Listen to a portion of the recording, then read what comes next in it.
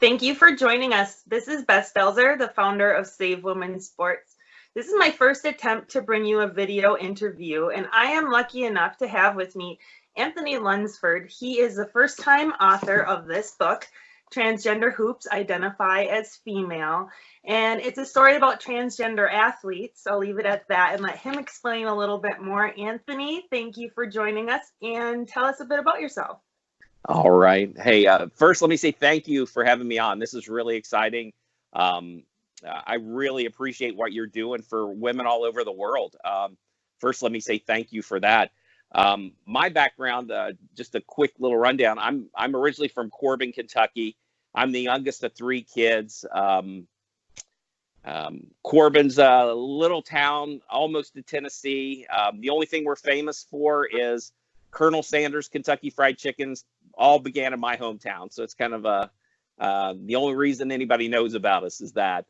So I grew up there, a rural area, no indoor plumbing, outhouse, the whole deal. So we moved from there for opportunities. My dad did, moved us to Cincinnati, and that's kind of where my story takes place. So when you read the story, you'll get why I mentioned Corbin in there and why I mentioned Cincinnati. But had the opportunity to go to school here, graduated early when I was 16 from high school, and just had a lot of opportunities. I played basketball for a gentleman who was the vice president of the world's largest independently owned software company. So he ended up talking me into going into software. So my life's really been blessed with opportunities that I really didn't deserve. But I ended up having the opportunity to go to college, graduated early from college, and began working for that software company when I was 17. And went on to work for a number of Fortune 500 companies, started my own software company, retired, owned a preschool learning center, have a big gym that has we used to have an NBA basketball team in Cincinnati called the Cincinnati Royals. Now they're the Sacramento Kings. But my hardwood floor is the old NBA Cincinnati Royals gym. I refinished it. So our little kids hoop it up on NBA hardwood every day. So I get a chance to work out with athletes. We have a lot of girls, and that's kind of, you'll see when we're talking here a little bit more. And obviously you've read my book. That's kind of what's driven me this whole thing with the basketball and geared towards it. We train kids 7 days a week. So that's kind of a quickie. I've got 4 daughters. They all play sports. My youngest one, I'm trying to go quick here. I don't want to take too much time, but my youngest one ended up being just a great little athlete, recruited by everybody. And so that's that's my background, I guess you'd say.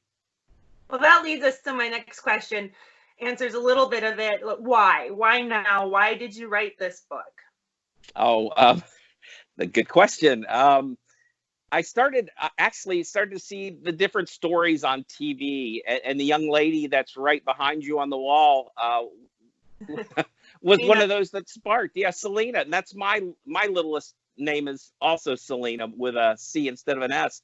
But I saw the story that what happened to her, and just being a coach and a trainer and just being around girls my whole life, I was crushed. I mean, it really hurt me to my core.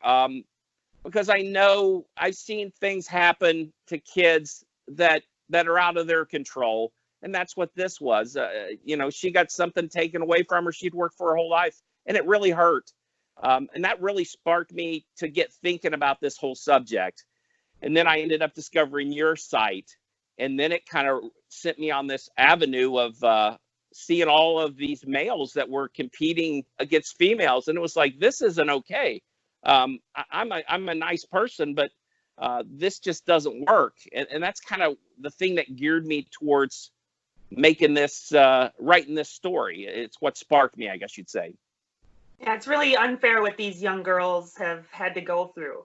And Yeah. for those that aren't aware, that is Selena Sewell there. She is the first athlete to really step up in the United States, and she's a high school athlete who in Connecticut has had to race against transgender boys in track and field and has lost out many opportunities because of that. She's lucky to be joined now by a few other athletes in a Title IX complaint against the Department of Education. So luckily the Alliance Defending Freedom is helping them with that. And thankfully we have people like you helping us raise awareness of it now. So tell us a little bit, no spoilers too much here, about the book. about the story. Okay. Well, it's so hard to avoid getting into it, but here's how it goes. The story's about 9 guys, high school boys, that are basically get put in a bad situation by abusive coaches. And I know you've got a kid that plays hockey, so if you've either had at some point in your life a bad coach or you've seen them in action on other teams, and us as parents, it's so hurtful and it makes you so angry. So you get to see what happens, and that's kind of what sparks this whole story. It was written really as a fictional sports novel to get your interest into it. And that's what happens in the story. That's what sparks it. These poor boys have no chance of going to college. They had these great college dreams of playing sports and earning a scholarship. Without that scholarship, they have no chance of going to college. So in rolls into the story two gentlemen that kind of transform and changed these young men's lives. Not in a good way for them, but not in a good way for the rest of the world. And what happens is they find a loophole in the system. And we all know what that loophole is. It's that blind political correctness that enables you to, in 1 second, be able to say, I choose to identify as a female, and now I'm allowed to play in women's sports. I'm allowed to play against girls the next day without taking any hormones, without doing any kind of surgeries, without seeing anyone. You just selectively do it. And that's what sparks the story. These 9 boys have an event that pulls them together from 4 different high schools here in Cincinnati.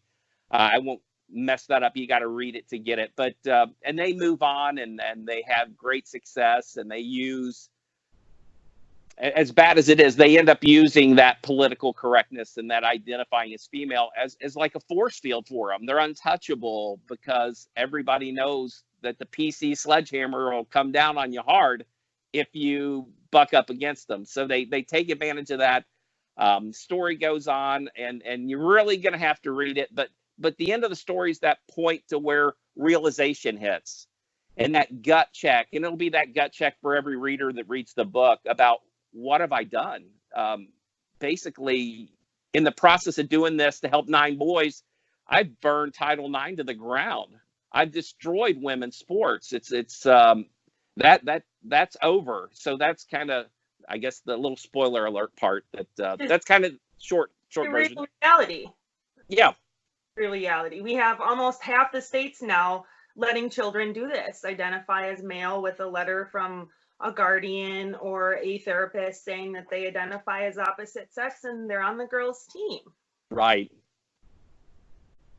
Great. So Anthony, tell us a bit about how you feel about being called transphobic. There can be a lot of backlash online whenever somebody steps up to defend biology. Have you been harassed at all? Seen any abuse for this? Yeah, I've had some negative comments about it. That I don't have compassion, or the transphobic's the term that seems like I get tossed that direction. And it seems kind of silly to me, because if anyone who knows me knows, like, I'm one of the most inclusive people you can imagine. I don't try and take on anybody or try and put anybody out of anything. I've always tried to be that way. And in sports, you typically are when you're doing training and everything. It doesn't matter if it's men or women. We kind of work them together when we're practicing and training. But the hard part is, for me, I even go back to when I built my gym here at our facility. My contractors had a son that actually went through full-blown transgender surgery. He was a guy football player, and he ended up having surgery changed. Still married to the same person, the same woman, and they were going through hard times. They needed a vehicle. I ended up getting them a vehicle, let them have a vehicle I had. So, if I was some weird, not to toot my own horn there, but if I was some weird person that was like trying to pat somebody down or hurt them in any way, I wouldn't do stuff like that. I just try and be, like I said, inclusive as much as I can on everything. But there's just certain things that aren't negotiable. I mean, you can't trample on the rights of one group for a small group of another people. I mean, that's what I'm seeing across the board. And I know it's got to be the same thing you see. You see it deeper than I do. But you can't just kill the opportunities for women to sacrifice that for such a small group of people that have a unfair advantage, if that makes sense. Yeah, that's the feelings of a few can't annihilate the rights of women. That's exactly right. It's Title IX that we've worked so hard to have, and we're just kind of slipping backwards if we all don't wake up here. Right. I agree. Yeah, in the end, it's just words and we brush it off and we move forward, right?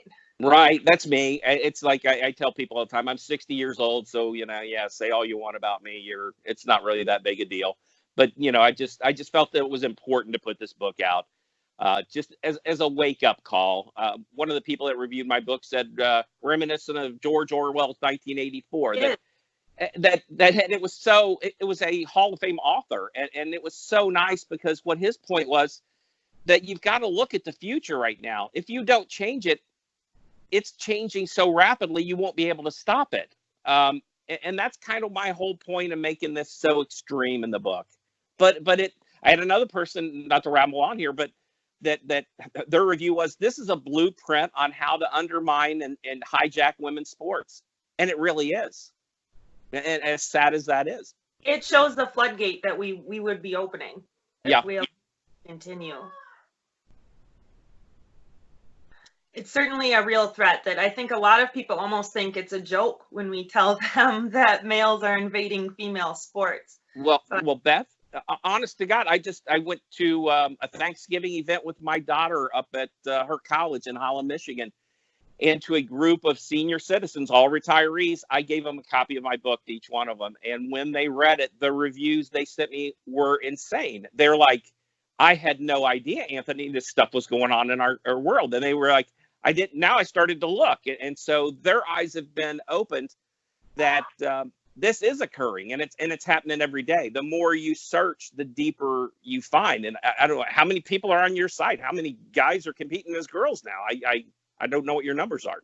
Well, over 50 of them that I know. Oh my gosh. Internationally, all levels of sports, all different sports. It's insane. And it is just the beginning. I mean, we will see in 2020, I think a lot of people aren't aware that the Olympics are allowing males to enter into the women's category, not requiring any surgery, simply lowering testosterone for a little period of time. Yeah. Reality will really sink in when we see a man collecting women's gold at the Olympics. Yeah, I agree with you. There, but it might be what it takes to wake some people up. Yeah. Well, I just, one of the things that I thought would have woken everyone up about this was the whole Fallon Fox deal. That's like the shaker to me. You'd think that would be the line in the sand, seeing a man actually beating a woman. And Tamika had staples in her head and broke her bone. And a lot of people aren't aware that Fallon hid their transgender status for the first couple of fights. And Miss Brents didn't know that they were transgender until they shortly, like day or hours, I don't know the exact story, before they went into the ring. So my. Fight or not, run or not run. Women shouldn't be forced with that. No, but I'm waiting for the next thing to be some of these NFL players that have gotten in trouble for hitting their wives or girlfriends. They're going to say, well, you allowed Fallon Fox to do it to a lady. Why is it a problem for me? Why am I getting arrested? Yeah, who knows where this could lead. And we don't want to get into the politics too far. Right. But there's really an assault on women, an attack on the definition of women. And I hope with Saving Women's Sports, we can help preserve that. And if we let this floodgate open, like the Equality Act, that would mean women's sports, period. We would have to allow it. Right. It's really important that we have people like you helping raise awareness. And this story, as serious and as maddening as the subject can be, is a fun and easy read. And I think the bond between the players is really fun as it evolves. It's neat to watch. And it reminds us why sports is important. And especially women's sports. It's why a lot of women join. We need that community vibe. And that's destroyed when it's infiltrated by males.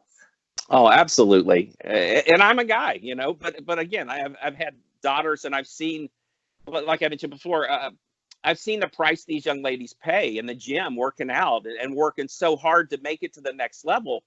And then having that ripped away from you, it's absolutely heartbreaking. Yeah, that male advantage just cannot be taken away. I think we can all agree on biology there, that Right. That's correct.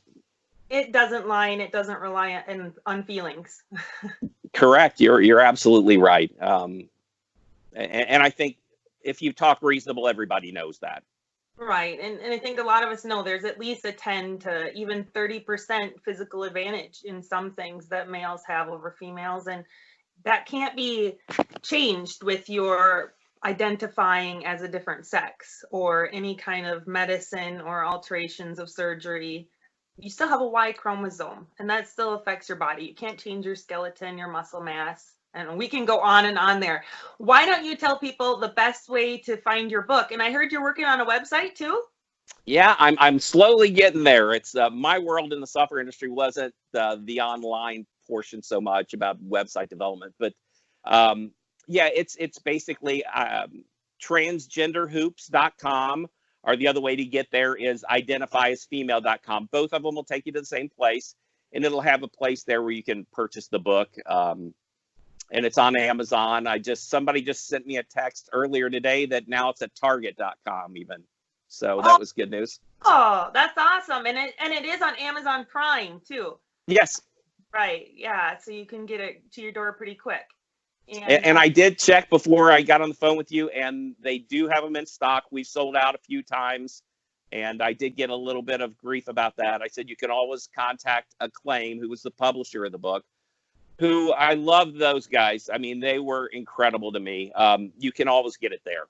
Yeah, let's give a shout out to Acclaim Press. They really felt the need to rush this and put this out there pretty quickly for Anthony so that we could raise awareness and give them a lot of credit. So if you can purchase from their website directly, but it is available on these other sites. So that's amazing. Hopefully word is spreading, and hopefully you all will go out and pick up the book, Transgender Hoops. And I just want to thank you all for joining in, and thank you again, Anthony, for helping shine a light on this really important subject. Oh, you're welcome. And thank you for all you're doing. I mean, there's that group of people that you're dealing with that are just amazing. And yeah, I can't begin to thank you enough.